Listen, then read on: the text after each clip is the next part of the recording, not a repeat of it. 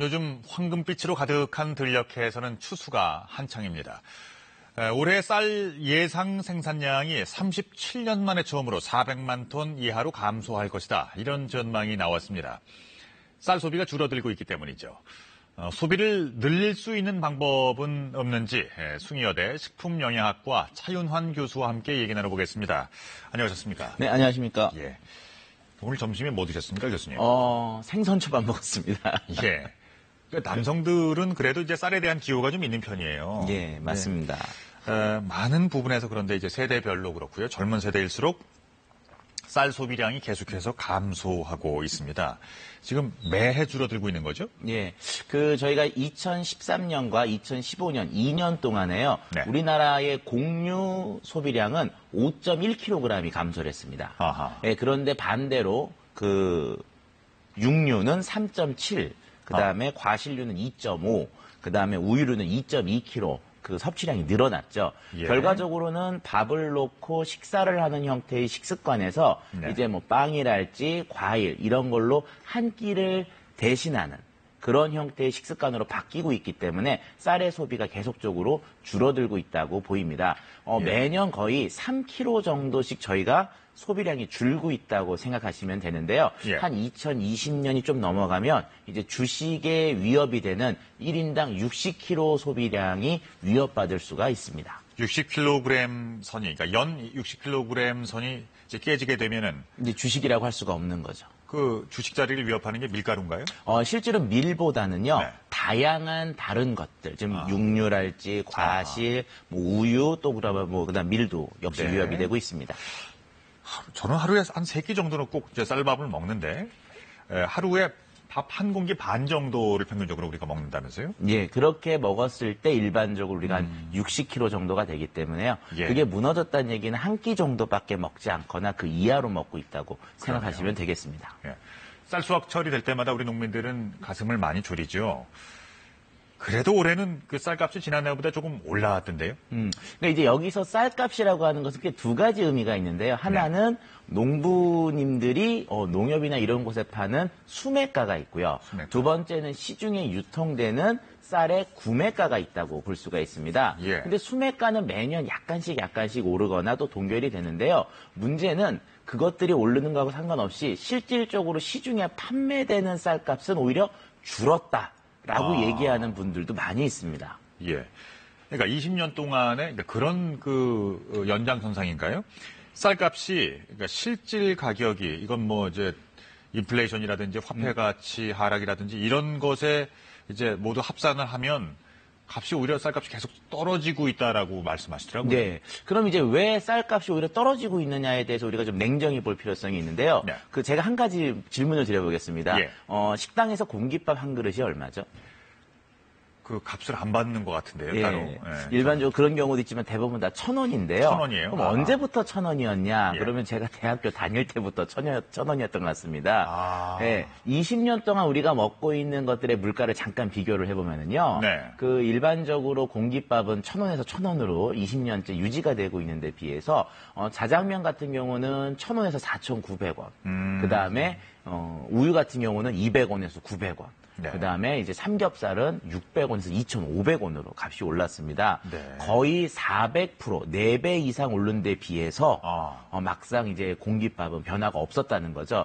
결과적으로 그렇게 많이 쌀의 소비가 주로 되는 밥의 가격이 유지가 되고 있으니까 어떻게 보면은 쌀값이 올라갈 수 있는 여지가 없어진 것으로 볼 수가 있습니다. 만약에 공깃밥이 한 그릇에 물가 인상이 돼서 4,000원이었다고 생각을 하시면 네. 쌀값은 당연히 올라가겠지만 이제 그런 것들이 이제 묶여 있으니까 쌀값은 오히려 더 떨어졌다고 볼 수가 있는 거죠. 그러니까 서민들의 생활 물가 안정에는 기여를 했을 거 분명히 이제 그랬을 것 같은데요.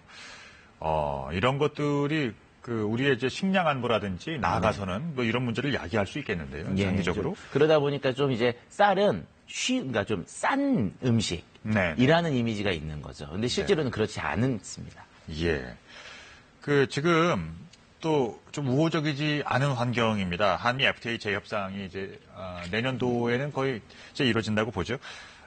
미국 측이 농업 부문의 관세를 즉시 철폐해달라. 지금 이렇게 요구를 하고 있습니다.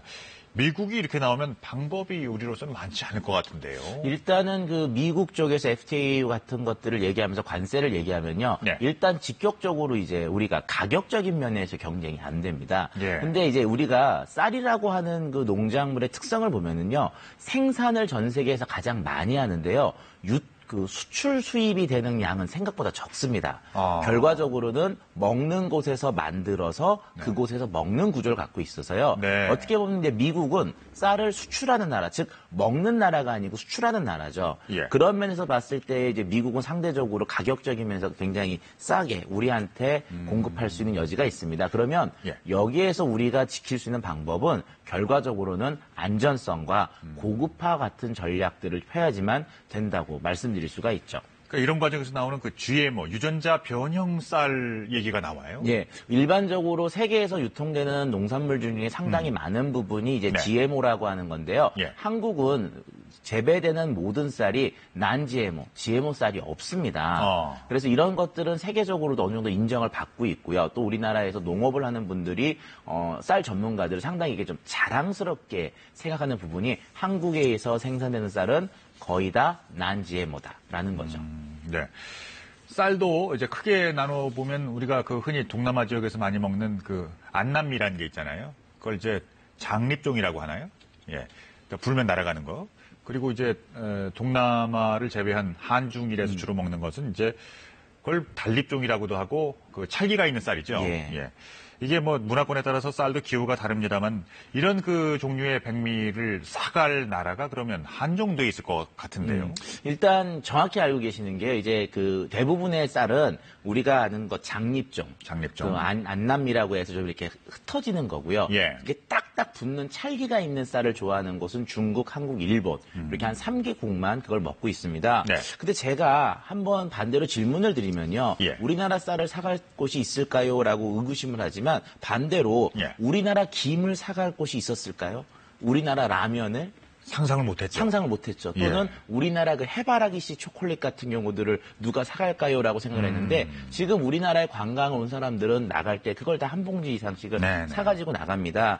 여기서 우리가 알 수 있는 건 한국의 먹거리의 수준과 안전관리 시스템이 생각보다 세계적 수준이기 때문에 예. 상당히 많은 나라에서 한국 먹거리에 대한 안전성에 대한 얘기들을 하고 있거든요. 예. 그런 면에서 중국이나 이런 나라에서 한국의 non-GMO 쌀 같은 경우들을 사겠다 또는 뭐 수출해달라 하는 그런 요구들이 실제로 있습니다. 한국산 그 식품이라든지 농산물에 대한 그 신뢰 수준이 상당히 중국에서 높다고 예. 하더라고요. 그러니까 대표적으로 이제 분유 같은 경우도 최근에 알 수 있었고요. 네. 그리고 또 어떻게 보면 우리가 너무나 흔하게 생각하는 막걸리 같은 경우 일본에서 열풍을 불러일으켰었고요. 최근엔 떡볶이. 네. 그다음에 또 일본 관광객이나 중국 관광객이 와서 삼겹살집에 가서 이 상을 보면은 네. 다들 좋아합니다. 결과적으로는 우리의 먹거리가 생각보다 우리가 아는 것보단 세계적 경쟁력을 갖고 있다라고 말씀드릴 수가 있는 거죠.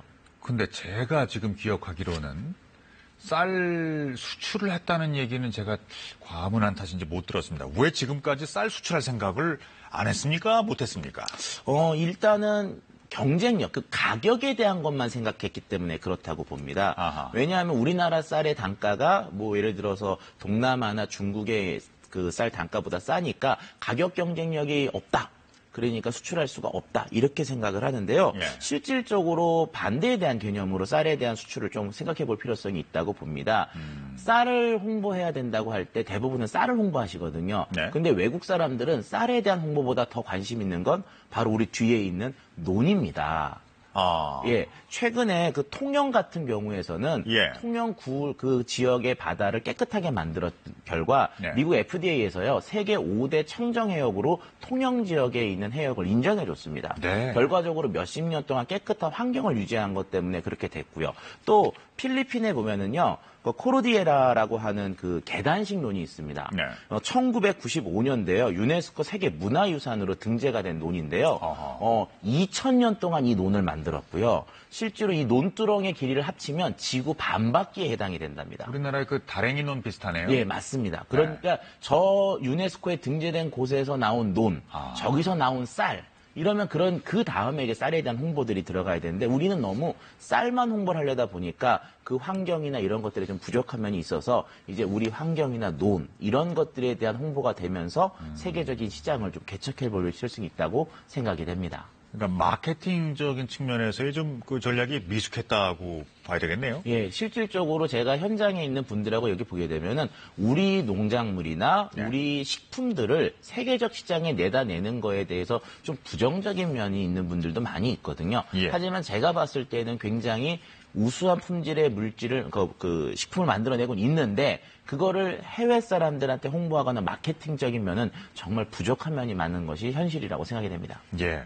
쌀을 수출하는 것 물론 좋습니다만은 이제 가장 이상적인 해법은 우리가 생산한 것을 많이 생산해서 많이 소비하는 거 아니겠습니까?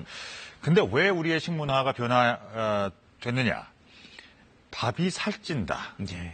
뭐 고지혈 같은 뭐 각종 이제 대사 질환을 일으킨다. 그러니까 이건 이제 상당 부분 오해라고 보는데요. 어떻게 생각하세요? 일반적으로 이제 우리가 뭐 당뇨, 뭐 이런 그 다양한 병, 고지혈증 이런 걸 하게 되면은 1차적 원인은 비만이거든요. 네. 근데 비만의 원인은 뭐냐? 그럼 과식입니다. 예. 그럼 과식 그러면 이제 밥을 많이 먹었구나. 아침, 점심, 저녁을 먹는다고 밥 2공기, 3공기 드시는 분 생각보다 없습니다. 네. 주로 과식의 원인은 야식이나 간식이거든요. 아. 그런데 우리가 이제 과식하지 말아야지 그러면서 아침, 점심, 저녁인 밥을 빼버리면서 문제가 발생이 된 거로 생각이 됩니다. 아직까지는 그런 연구 결과가 없지만 만약에 우리의 성인병 발병이 올라가는 거와 쌀 소비량이 감소한 것의 연관성을 보면 충분히 연관성이 있다고 보거든요. 네. 그런 놓고 봤을 때 밥을 드시는 것이 어떻게 보면은 우리의 어떤 비만이나 살찌는 걸 막을 수가 있습니다. 쌀이 갖고 있는 식품적인 장점은요. 우리의 몸 상태에 따라서 소화율을 바꿀 수 있는 조리법들이 다양하다는 건데요. 예를 들어서 영양소 흡수를 잘 해야 되는 부분들은 우리가 죽이나 미음을 먹었죠. 환자들의 경우가 그렇습니다. 네. 하지만 우리가 살을 좀 덜 찌게 하거나 흡수를 줄이려면 우리가 고두밥 형태로 먹게 되면은 상대적으로 소화 흡수가 떨어집니다. 아, 그렇기 그래요? 때문에 다양하게 요리할 수 있는 요리법도 개발이 되어 있는 면에서 봤을 때 우리의 그 다이어트나 또는 어떤 비만의 예방을 위해서 밥은 꼭 드셔야 된다고 말씀드릴 수가 있습니다. 네. 도정의 정도를 얘기하는데 이제 흰쌀밥이나 현미밥에 대한 이제 선호의 차이 이런 거 어떻게 생각하세요? 일반적으로 이제 현미밥은 영양적인 가치는 높은 게 사실인데요. 문제는 소화가 잘 안 된다는 거죠. 우리 사람은 소화를 시키고 흡수가 돼야지만 비로소 몸에서 살이 되는데요. 일반적으로 현미는 그런 소화율이 떨어집니다.